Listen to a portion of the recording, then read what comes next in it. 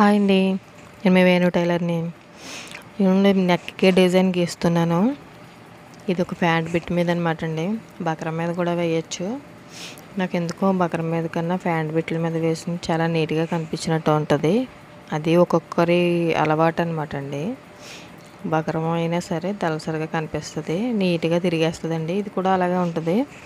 ఇది మెత్తగా ఉంటుంది. అందు గురించి నేను దీన్ని ఇష్టపడతాను ఎక్కువ. అది వేసి అది వేస్తాను, ఇది వేసి ఇది వేస్తాను అనమాట అండి. చూడండి, నెక్ డిజైన్ అయితే నేను కొంచెం వేరే పద్ధతిలో వేస్తున్నానండి కుట్టడానికి. ఒకవైపు గీసేసి రెండో వైపు సేమ్ అదే వచ్చేలాగా ముద్ర చూడండి. సేమ్ ఇది ఎలా ఉందో అటు కూడా అలాగే వచ్చేస్తుంది. డార్క్గా ఉంది కదండి, వైట్ ప్రింట్ పడిపోయినట్టుగా ఉంటుంది. ఇంకోండి, యాజ్ ఇట్ ఈజ్గా ఇటు ఎలా ఉందో అటు కూడా అలాగే వచ్చేసింది. దాన్ని తీసుకొచ్చి పార్ట్ మీద పెట్టేసండి పైన కుట్టు వేసుకుని కట్ చేసుకోవచ్చు. కటింగ్ చేసుకుంటే నీట్గా మనం ఎలా కుట్టుకుంటాం బట్టి కూడా ఉంటుందండి. ఇది నీట్గా కుట్టుకోవాలి.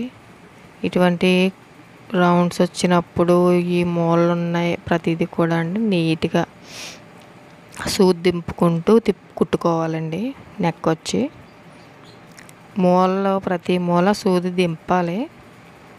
ఆ షేప్ రావాలంటే అండి కంపల్సరీ దింపవలసిందే అండి. తర్వాత వీటికి కట్స్ కూడా పెట్టాలి. కట్ చేసుకోవాలన్నమాట అండి. ఆ మూల వరకు కుట్టు తెక్కకుండా కట్ చేసుకోవాలి. అప్పుడండి షేప్ అందంగా కనిపిస్తుంది. అలా కటింగ్ చేసుకుని తిప్పుకుంటే నెక్ నీట్గా వస్తుంది అనమాట అండి. మోడల్ పెడుతూ ఉంటాం కానీ చాలా పని అండి ఇవి.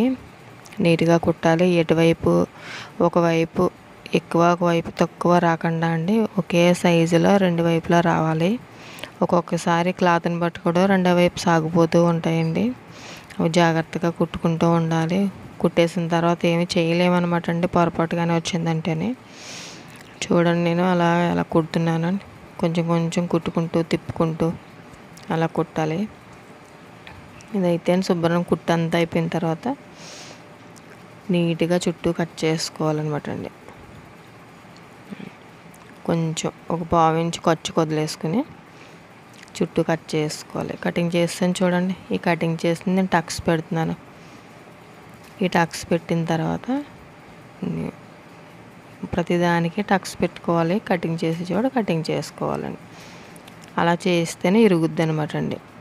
నా వీడియో నచ్చితే లైక్ చేయండి. తిప్పిన వీడియో ఇంకోటి పెడతాను.